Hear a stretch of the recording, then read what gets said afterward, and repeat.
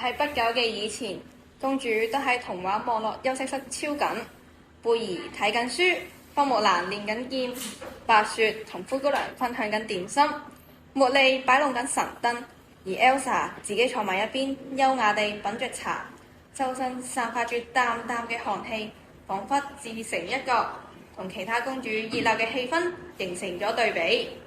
氣氛本來好寧靜，但係好快就要被一個充滿熱情嘅聲音打斷。各位，我有一個好消息要宣佈。經過我嘅刻苦練習，我要舉辦個人演唱會啦！你哋準備好未？就喺呢度，而家你係我最想分享呢份喜悅嘅人啊！麗兒，呢個真係太驚喜啦！唔知點解突然間籌備好嘅。灰姑娘，其實我一直都籌備咗好耐。阿父王呢次成日話啲歌聲可以震撼成個海底王國，我真係覺得自己可以打敗全球99.9%嘅公主。係震撼冇錯啊！我對耳膜已經開始回憶緊嗰種感覺啦。想當年烏修咧，點解唔收翻埋好佢把聲啊？真係禍害人間啊！我哋必須要做啲嘢，但係唔可以傷害佢個心。會唔會叫白雪唱翻首俾佢聽，等佢哋比較下？你諗多咗啦！上次佢同白雪合唱啊，佢把聲大到用佢自己獨唱添。佢之前仲話白雪跟唔上佢啊。Ariel， 你嘅熱情我欣賞，但係進入成個休息室，我嘅冰雪魔法就得啦。當你一唱歌，我就喺呢一度隔音牆，我要絕對嘅寧靜。Elsa， 你唔聽係你嘅損失，相信我一唱，你幅牆都俾我歌聲融化㗎。麗兒，你睇下，呢個我用劍雕出嚟嘅冰鳳凰啊！你同我一齊練劍啊！好靚好木蘭，但音樂先係我嘅天賦。我要開始啦！等陣先，唱歌好好睇力，不如先試下灰姑娘特製嘅魔法燒賣先啦。多謝，但唔好喎。你哋快啲坐低聽我唱歌啦！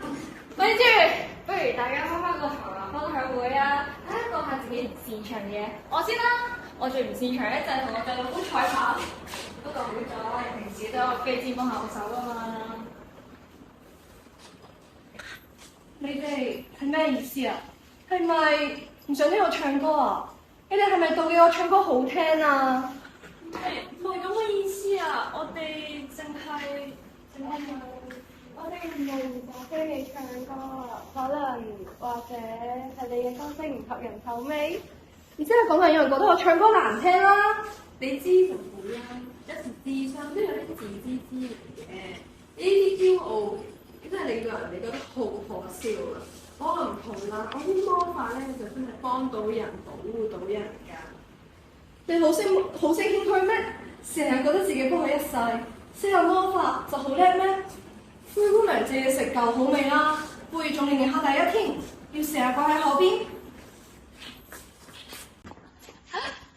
你哋就喺度咁開心，我就啱啱揸入我條菜袋入面啲草因病毒，佢哋可能好快會再翻嚟㗎。揾你咯，你應該揾到呢啲冰雪聰明嘅人幫手啦。但係呢度咧就唔係咁開心咯，有人要發動佢陰陽公義。Elsa， 我哋大家都好和諧㗎，你諗下，愛麗兒平時為我哋帶嚟幾多海底嘅寶物。吓？你要唱歌啊？當你咯，你會欣賞嘅歌喉可。咁你唱歌我梗係會聽啦，雖然唔係好似白雪咁溫柔，咁但係你有你嘅特色㗎嘛。咁呢度又唔係海底，又真係唔使咁震撼嘅。咪住先 ，Ariel， 你啱啱係咪話你嘅歌聲可以震撼成個王國啊？梗係啦，我把聲連最驚訝嘅招式都可以震碎㗎。咁如果將呢份強大嘅力量攞嚟幫助朋友呢？你睇下我嚟到需要對抗噪音病毒，而你擁有最震撼人心嘅聲音。你哋嘅意思係我把聲咁適合用嚟戰鬥？唔係更適合啊，而係要睇場合。我哋大家都有唔同嘅天賦，就好似我咁識功夫可以去打仗，而灰姑娘就識整下午茶俾大家同埋打掃。我唱歌又唔係真係大家講得咁好，但又真係可以氹到大家。貝兒讀得書多，好多事情決定唔到都可以揾佢㗎。Jasmine 應變最快，危機處理都係佢最好。咁 Elsa，雖然你好似平日都幫你一世，講嘢又 mean，但係真係好正嘅好善良。用魔法幫到好多人㗎。我可以喺海上面騎到馬，都係因為你啊！咁 Ariel，你都有好多值得人欣賞嘅地方。如果唔係你，我都揾唔到我咁多父王母后嘅遺物，同埋都要有海，我先可以用到我嘅冰魔法。係啊，我哋各有各嘅天賦同埋特色，就好似雲嚟到咁，佢係我哋嘅開心果。我哋每個人嘅天賦，只要用啱地方，都可以創造奇蹟。每個人都有佢哋值得自豪嘅一面，而真正嘅謙虛就係好似我哋而家咁樣樣，喺肯定自己之餘，仲要欣賞其他人。真正嘅謙虛唔在於要收埋自己或者表現自己，而係在於幾時收幾時放。講真啦，我讀書都唔係真係咁叻。如果唔係大家平時俾咁多 idea 我，又鼓勵我又點會堅持到落去呢？我太想證明自己啦，對唔住啊，冇考慮到你哋嘅感受。唔緊要啦，證明自己有好多種方法㗎嘛。有陣時候啊，揾啱時機表現出嚟，其實都係謙虛嘅一種嚟㗎。我願意試下。Elsa，我相信噪音病毒會被我嘅歌聲嚇親，但同時都需要你嘅魔法做掩護㗎。你會唔會同我一齊去幫忙你咯？唔係淨係我幫手㗎，大家各有所長，大家都可以幫手。